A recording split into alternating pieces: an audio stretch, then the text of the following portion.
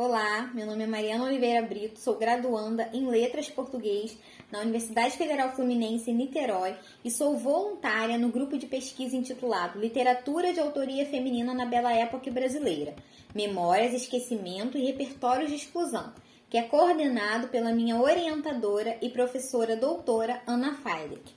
A minha pesquisa é sobre a ficcionalização das personagens femininas nos contos da escritora carioca Júlia Lopes de Almeida e os seus fins escabrosos, em que tenho como pergunta norteadora: trata-se de uma crítica por parte da escritora à imposição na qual as mulheres eram expostas por um sistema denominado patriarcal ou uma mera reprodução do discurso dominante da época?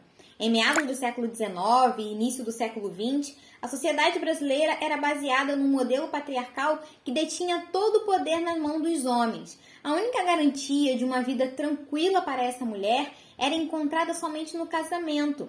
E para que isso acontecesse, era necessário que a sua virtude fosse mantida intacta. Caso houvesse uma perda dessa pureza antes da união matrimonial, elas eram fadadas a julgamentos e punições severas. E uma vez perdida, sempre perdida, de acordo com os parâmetros impostos pela sociedade patriarcal. Feitas as observações acerca do modelo de sociedade da época e suas expectativas quanto ao comportamento da mulher, nesta pesquisa são levados em consideração 3 contos da escritora Júlia Lopes de Almeida, presentes na sua coletânea de contos chamada Ânsia Eterna, publicada no ano de 1903. O caso de Ruth, Os Porcos e o conto As Rosas. Em ambos os contos temos a presença de 3 mulheres, Ruth, Umbelina e a filha do jardineiro, 3 mulheres que tiveram o mesmo fim, a morte. Ruth tinha todas as características de um padrão feminino esperado da época, e ela estava prestes a se casar com seu noivo Eduardo.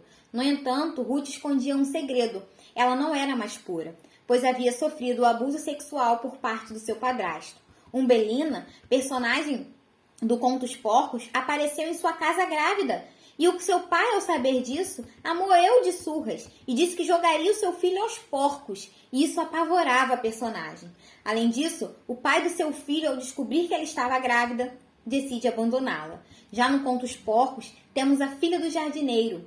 Neste conto, nós vamos ter como narrador uma mulher que diz que tinha um jardineiro metido e calado consigo, e que certo dia recebeu a visita da sua filha, muito chorosa, pois havia tomado uma surra do seu suposto amante. E com isso, o jardineiro, pai dessa mulher, tomou uma atitude.